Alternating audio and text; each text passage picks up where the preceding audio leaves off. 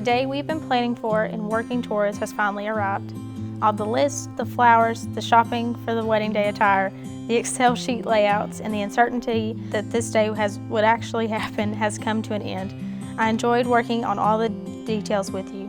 Even when it became stressful and overwhelming, we just talked through it and one of us would crack a small joke and all the stress went away.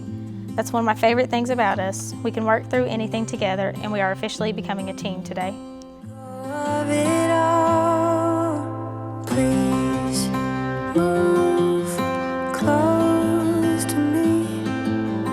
You love differently, so move close to me. Love me differently, differently.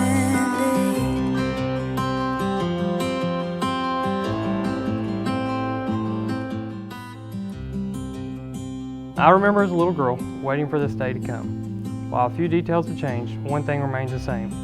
I wanted to marry a man who loves me and protects me. You go way above and beyond this. I am so thankful to have been loved by you these past 3 years and can't wait for the many more to come. I have never met a man who works harder than you do to succeed, and you never fail to keep your word. But most importantly, I love that you put God before me and strive every day to make sure that He is the #1 priority in our lives.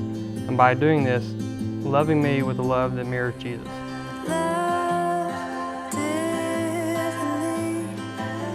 so move close to me. Love me differently, differently.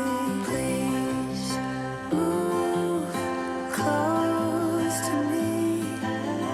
You love differently, so move close to me. Love me differently, differently.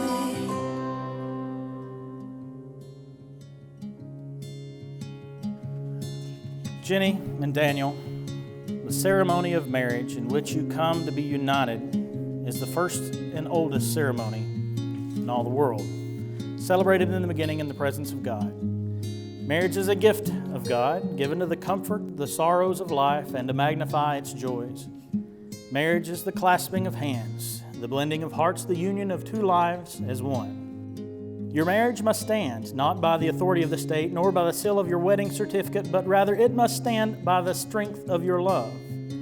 It must stand by your devotion to one another in good and bad times. Finally, it must stand because of God's participation in your relationship. Marriage can be the greatest human relationship you will ever experience. However, in order for marriage to reach its full potential, you must allow God to play a primary role in your relationship. He knows your thoughts and your needs. He understands your hearts and your love for one another. In fact, it was God who created the love and excitement you are experiencing at this very moment. We can easily say God knows you better than you know yourself. If you include Him, He'll help keep that delightful awareness of each other. It is often said that the ideal marriage is like an eternal triangle, with each of you at the bottom of the triangle and God at the top. In that triangle, the closer you get to God, the closer you become to one another. Certainly, you want your new life to be perfect. You have visions of an eternity of joy, but let me caution you, it won't be that way all the time. Unfortunately, sadness and heartache find their way into every life. However, if that eternal triangle remains unbroken, no problem is too great. Keep communication open between you, and life will be sweet. Daniel, love Ginnie as your wife with all your being, as Christ loved the church, and your wants and needs will always be met. Ginnie, likewise, if you respect, love, and honor Daniel as your husband, he will love you and care for you all the days of your life. Finally, let me say to both of you, remember the eternal triangle. Keep your spiritual eyes and ears open to God, the source of love, and fulfillment will be yours. When we were in high school, I always didn't think I'd be here today, but I'm so glad that we've had this friendship. And I'm so glad to be here with you and be your best man today. And I'm so glad that you married Ginnie. You all are a perfect couple. And you know, 3 years, a long time ago, junior year, we went to the state tournament with the girls. They were in the state championship for basketball.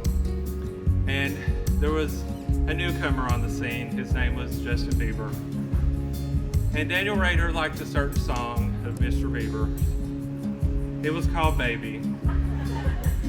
And we shared a room at the state tournament, and every time he went to take a shower, that song blasted on repeat until he was done.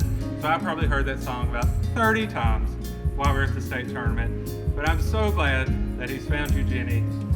I'm so happy. I love you guys. Now he no longer has to sing that song, but I thought for good measure we'd play it one last time.